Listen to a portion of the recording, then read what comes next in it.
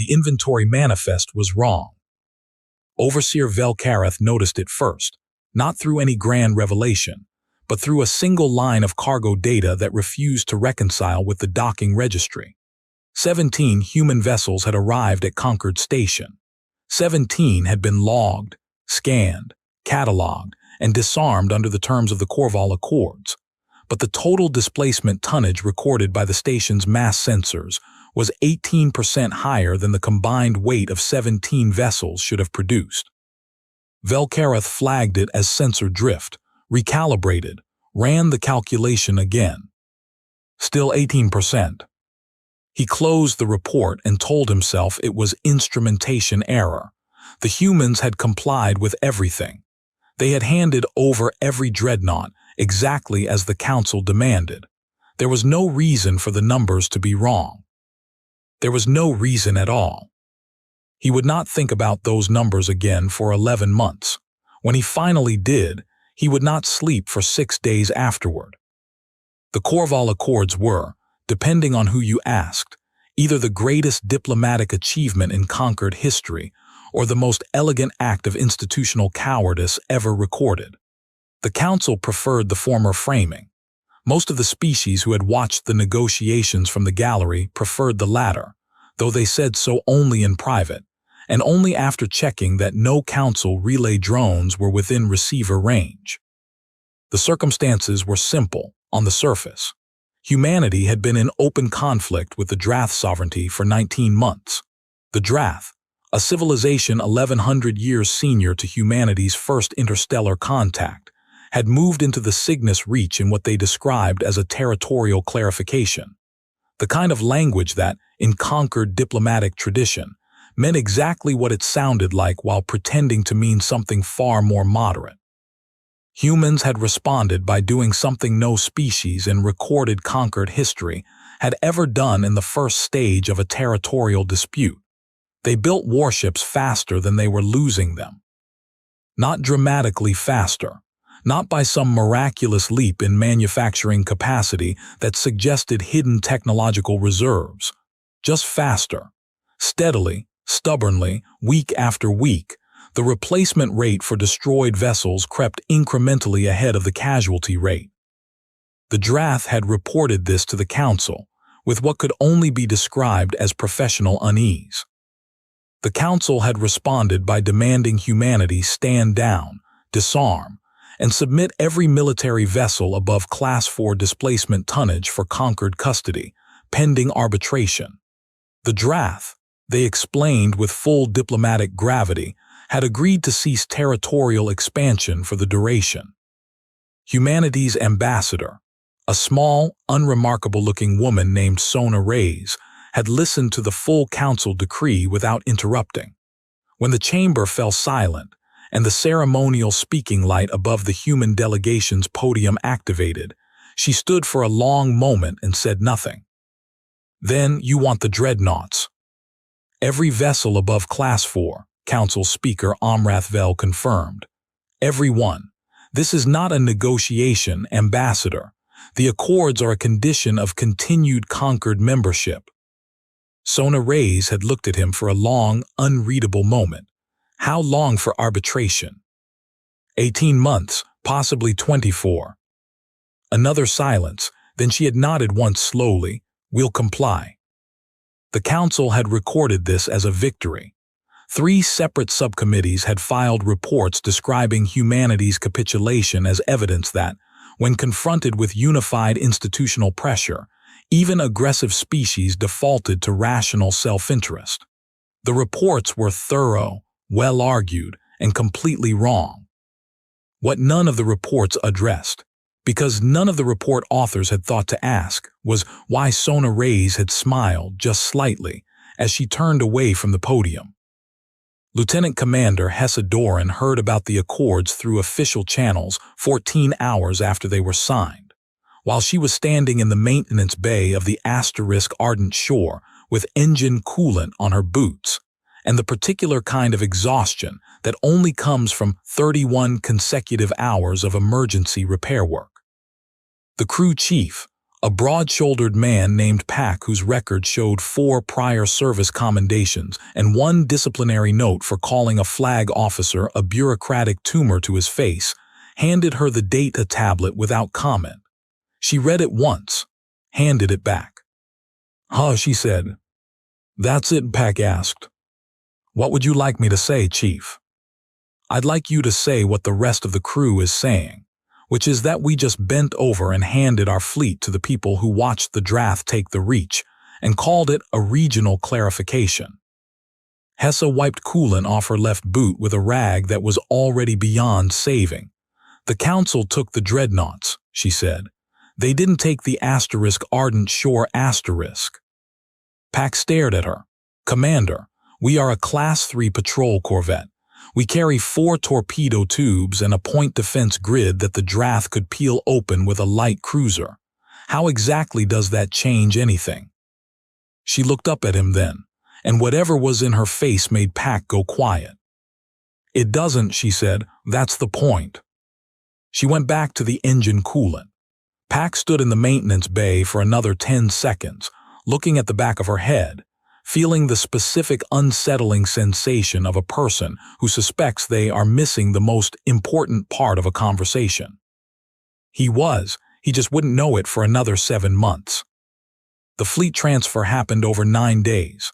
Conquered custody teams boarded, cataloged, and secured 241 human vessels. The process was orderly, professional, and entirely without incident, which itself made the custody officers uncomfortable in ways they struggled to articulate in their reports. They had expected not hostility exactly, but friction, reluctance. The small acts of institutional passive resistance that every species displayed when surrendering military hardware under political duress. Instead, the human crews had been cooperative to a degree that felt almost aggressive. Equipment was pre-inventoried. Maintenance logs were current, complete, and formatted to Conquered specifications nobody had asked for. Every vessel had been fueled, serviced, and left in operational condition. "Why?" asked Senior Custody Officer Wren, midway through the 3rd day, to no one in particular. "Would you detail clean a ship you're being forced to hand over?" The human technician in earshot paused. She was a young woman, maybe 23, with the flat, calm expression that Wren had come to associate with humans who were choosing not to say what they were actually thinking. "We take care of our ships," she said. "Even ships you're losing." A half-second pause, "especially those." Wren filed this in her mental category of things that were culturally interesting and professionally irrelevant. Later, she would reassign it to a very different category. The arbitration process began, weeks passed, then months. The Drath did not expand further into the Cygnus Reach, as agreed.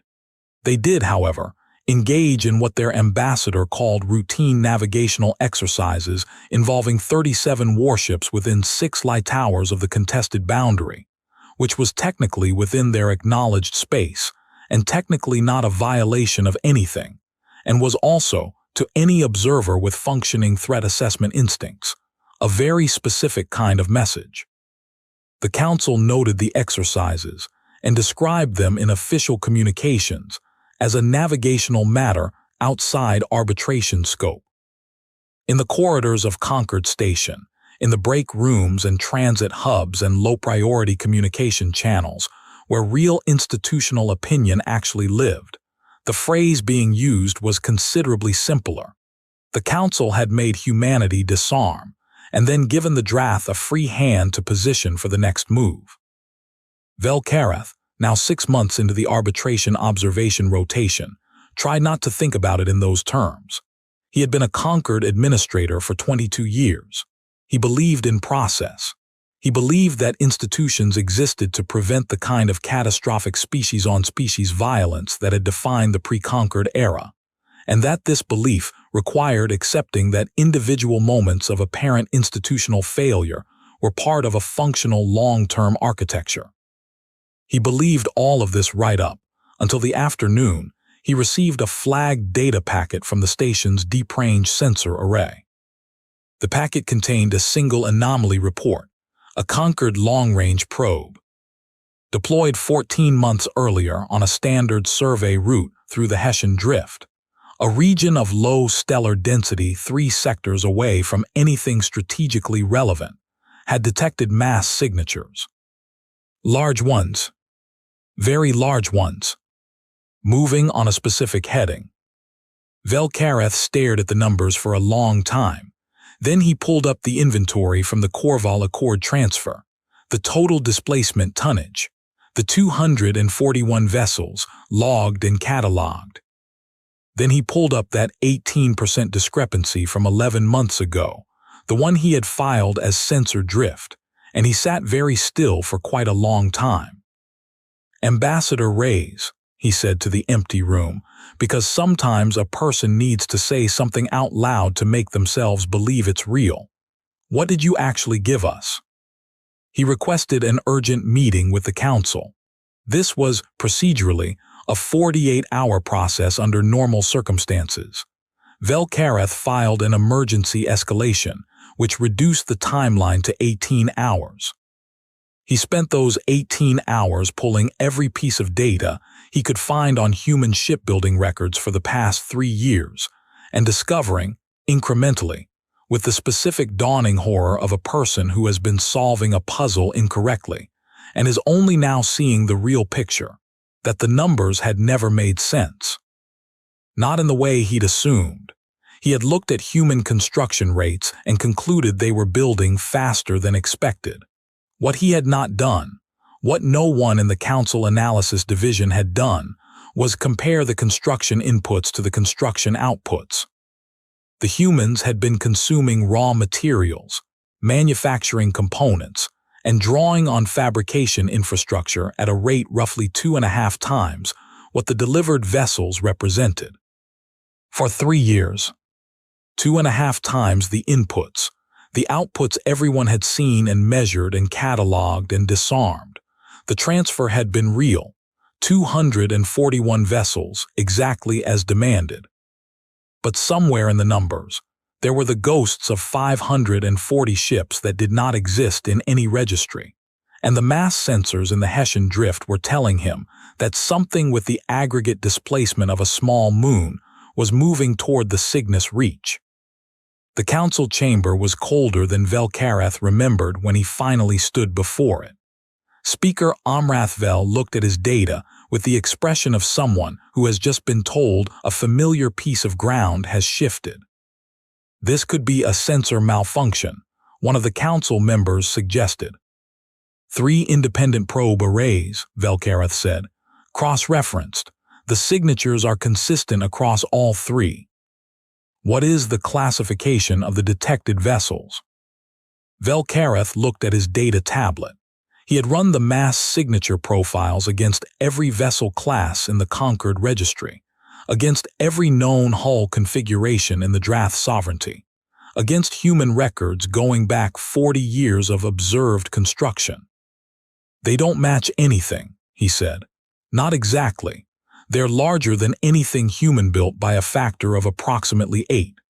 The closest structural analog I can find is a human carrier platform design that was listed in our records as theoretical." Silence in the chamber. "Theoretical," Amrathvel repeated. "A design study, published 11 years ago in a human academic journal. It was assessed at the time as an engineering thought experiment. The conclusion of the assessment was that the resource requirement to actually build such vessels was beyond any realistic human economic capacity. And yet, Velkareth agreed. How many? He looked at the numbers one more time. He had checked them 4 times already. He checked them again. Based on the mass signature distribution, 41 distinct objects, at minimum. The silence that followed was a different kind of silence than the one before. The kind that happens when a room full of experienced people simultaneously realize they have profoundly misunderstood something they thought they understood very well. "Contact Ambassador Reyes," Amrathvel said quietly. Sona Reyes appeared on the communication screen looking as though she had been awake for approximately 3 days and had decided this was an acceptable state of existence. There was a mug of something hot in her hand, and she was sitting in what appeared to be a relatively small utilitarian office, and the composed, slightly amused expression she was wearing made Velkareth feel, for reasons he couldn't immediately articulate, deeply unsettled. "Speaker Amrath Vel," she said, "Overseer Velkareth, this is an early call."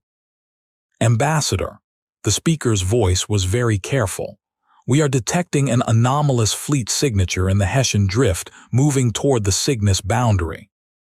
"Are you?" "We have reason to believe the vessels may be of human origin." A pause, she took a sip from her mug. "What kind of vessels?" "That's what we're trying to establish," Velkareth said. "The mass profiles don't match any cataloged human design. Ambassador, when the Council requested every vessel above Class 4 displacement, you complied. You delivered 241 ships." "We did," she agreed. "Those vessels are currently in Concord custody." "They are." "Can you explain?" he said, and heard his own voice doing something slightly strange. "What is currently moving through the Hessian Drift?" Sona Reyes looked at him for a long moment. When she spoke, her voice was entirely level. "You asked for every Dreadnought, Overseer, every military vessel above Class 4. We gave you all of them." A brief pause. "Those aren't Dreadnoughts."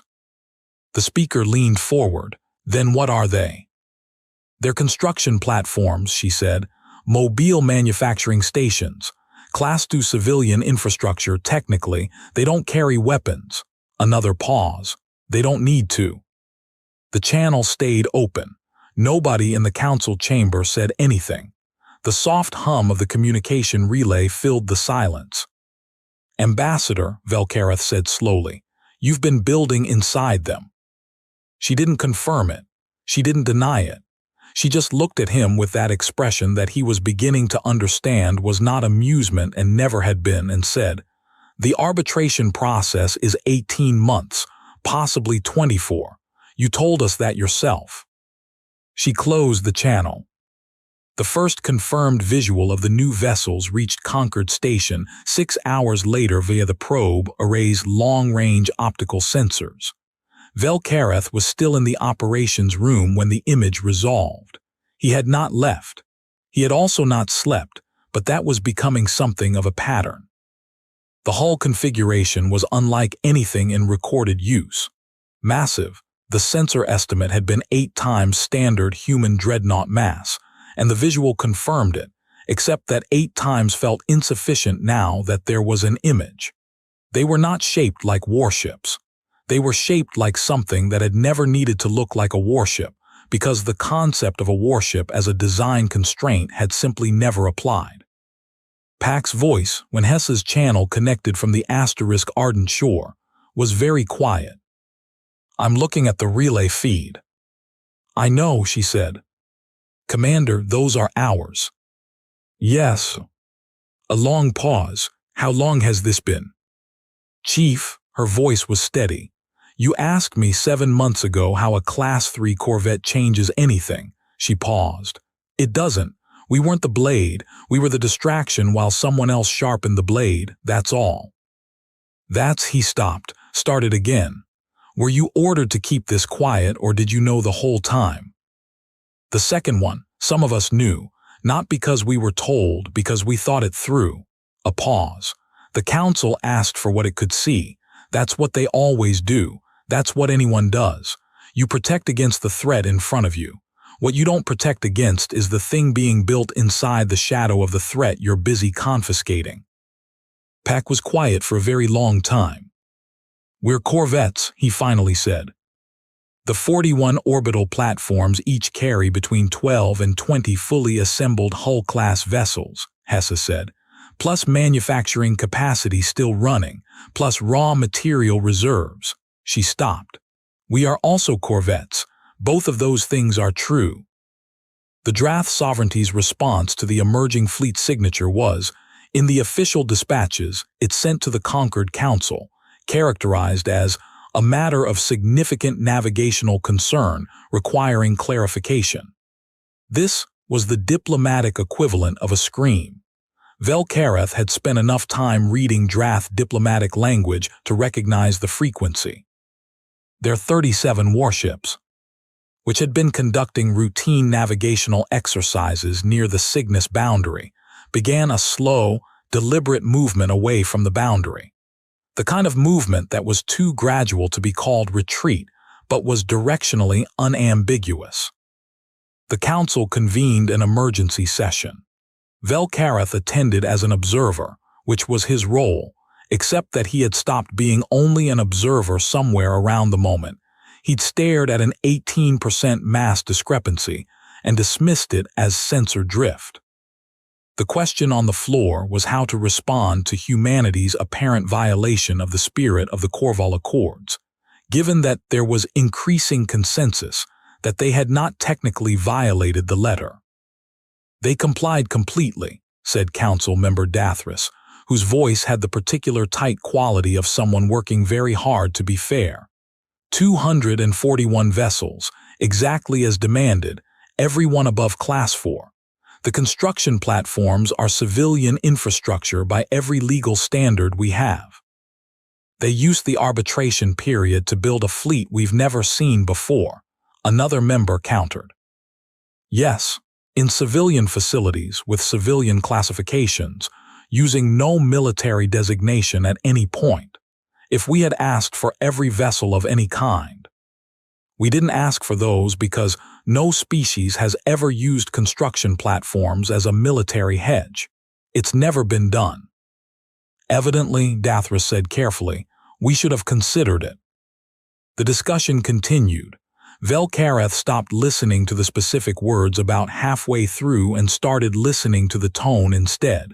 The tone was frightened, not of the ships, of what the ships meant. Because the ships, however unprecedented, were ultimately just hardware. What was underneath the hardware?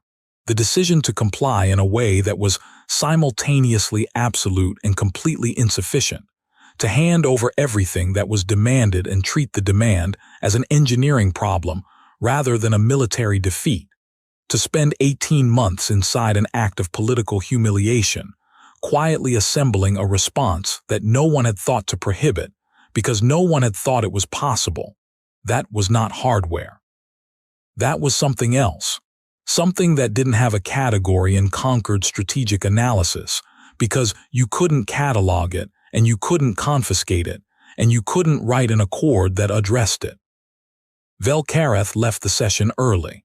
He walked to the observation deck that looked out over the docking ring, where the 241 human dreadnoughts sat in their Concord custody berths, fully fueled and operational and waiting.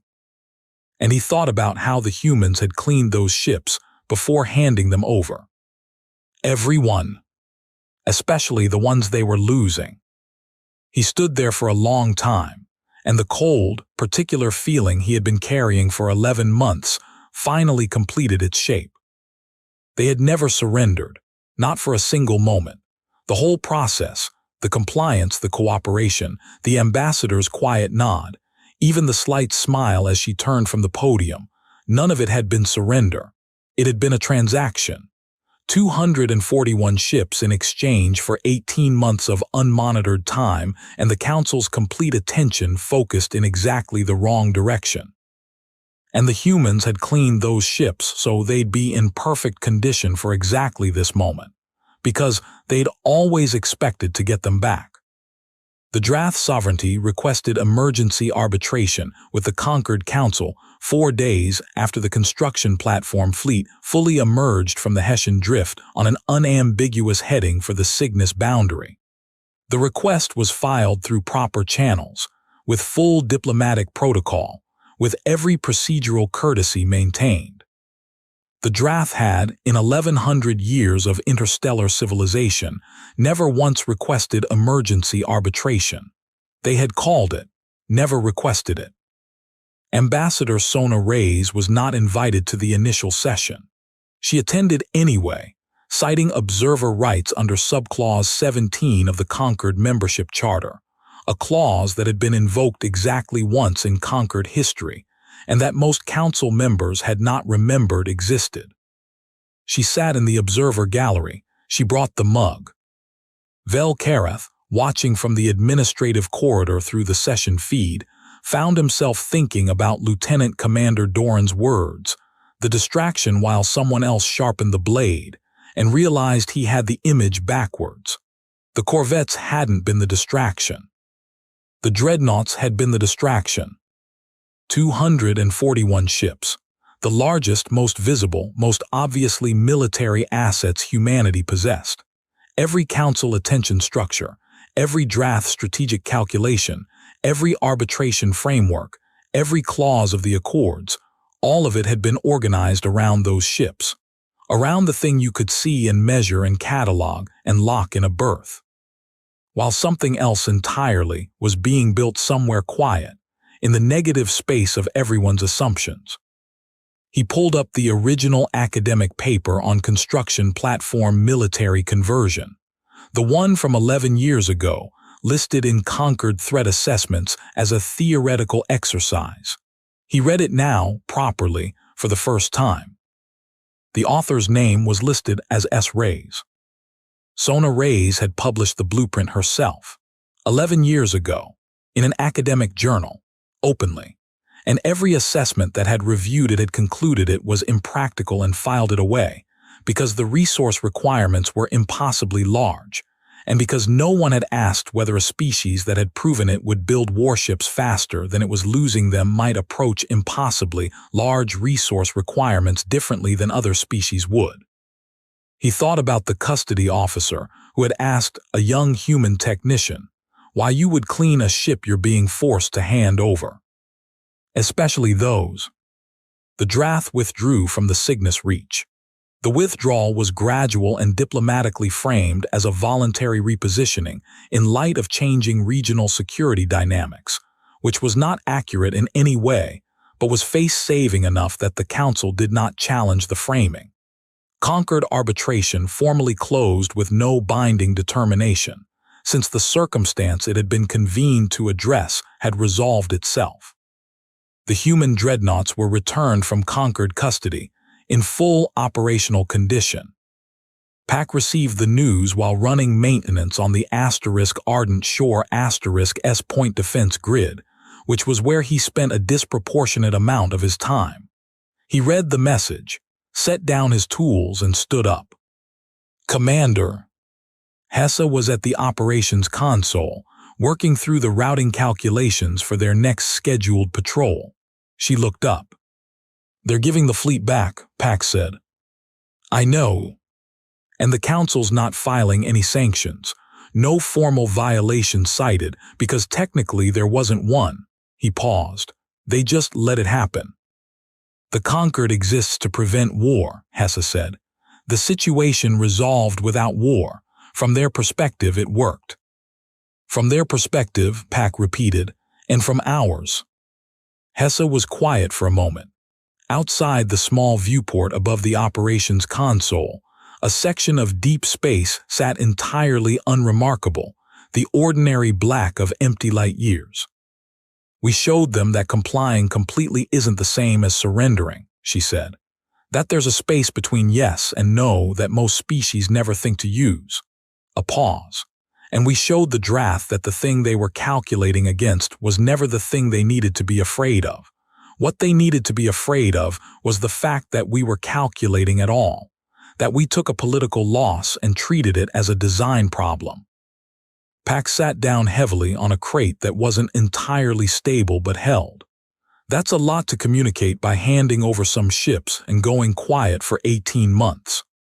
We didn't communicate it, Hessa said. We demonstrated it. There's a difference. Communication is something you can anticipate and prepare for. A demonstration you only understand after it's already happened. Velkareth submitted his administrative report on the Corval Accord sequence 63 days after the Drath withdrawal. It was the longest report he had ever written. He had also rewritten it 4 times, because the first 3 versions had felt like they were reaching for conclusions that were too large for the language he had available. The final version was much simpler. The report noted the original mass discrepancy, the sensor drift notation he had filed 11 months earlier, the academic paper, the construction platform classifications, the legal precision of the compliance. The fact that 241 ships had been cleaned to Concord specifications before transfer, and that this level of care was now, in retrospect, the single most important detail in the entire sequence. The detail that should have told him, had he known how to read it, that the humans had always intended to get those ships back, and had maintained them accordingly. The final section of the report contained a single paragraph that Velkareth spent 3 days writing, and almost cut entirely, before deciding that cutting it would be a form of dishonesty. Read, the Corval Accord succeeded by the Concord's standard definitions. No military engagement occurred. The Drath sovereignty voluntarily repositioned. Human compliance was complete and verifiable. By every measurable metric, the process functioned as designed. It is the assessment of this office that the process functioned as designed because the human delegation correctly calculated that institutional compliance was a lower cost than armed resistance and a higher yield as a strategic move. They did not comply because they were defeated. They complied because compliance was the most effective weapon available to them at the time. The distinction is significant. The Council's design assumed that the demand for disarmament would function as a constraint on human capability. It would be more accurate to say it functioned as a direction for that capability to flow. This office does not currently have a recommended procedural response to that distinction. It is not clear that one exists. The report was filed, reviewed, and classified. In the observer gallery of the Council chamber, in a seat she had every procedural right to occupy, Sona Reyes had watched the Drath ambassador request emergency arbitration. She had watched the Council members recalibrate in real time. She had watched Velkareth's face through the administrative corridor feed without knowing she was being observed in return, and she had thought, with something that was not quite satisfaction and not quite exhaustion, and was possibly some complicated compound of both, about the morning 18 months earlier when she had stood at the podium, and a room full of experienced administrators had watched her comply and thought they had won something. She had not smiled because she knew she was going to win. She had smiled because she recognized the moment, the shape of it, the way the Council had asked for every Dreadnought with the complete confidence of people who believed that what they could see was the sum of what existed, and in doing so had revealed precisely the size and direction of the gap they were not looking at. You don't build a civilization that survives first contact, that rebuilds after 3 major colonial disasters, that replaces destroyed warships faster than they're destroyed, by being stronger than the things that come at you. You survive by being the kind of thing that looks at a political defeat, a forced disarmament, an 18-month institutional cage, and asks a different question than the one everyone expects. Not asterisk, how do we fight this? What does this allow? The construction platforms maintained their position at the Cygnus boundary. They were, by every conquered classification, civilian infrastructure. They were not subject to any arms treaty. They continued operating. Inside them, construction was ongoing. Velkareth knew, and the Council knew, and the Drath sovereignty certainly knew.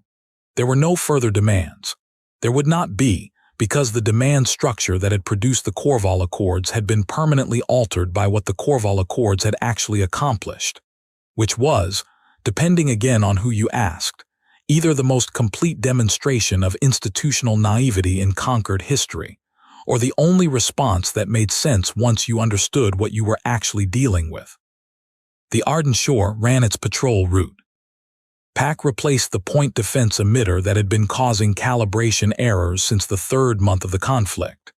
He did it properly this time, with the right tools, in the right order, taking the full time the manual specified instead of the shortcuts he usually took when the maintenance queue was running long.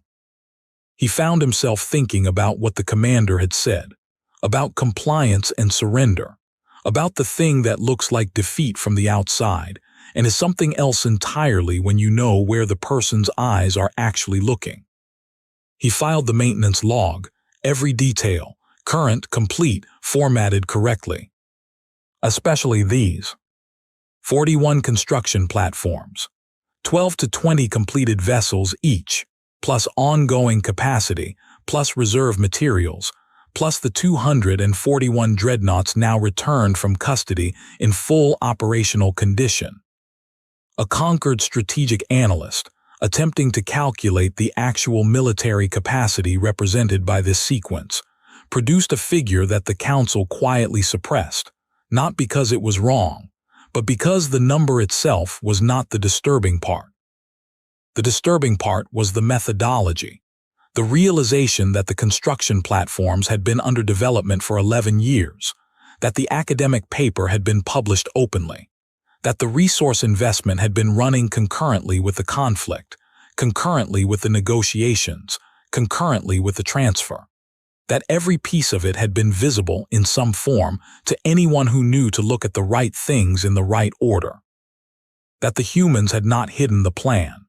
They had simply placed it somewhere institutional attention didn't reach, named it something institutional attention didn't flag, and waited with the specific patience of people who had learned, over a very long time and through considerable loss, that the most effective place to build something is inside the assumption that it can't be built. The conquered had watched humanity for 40 years.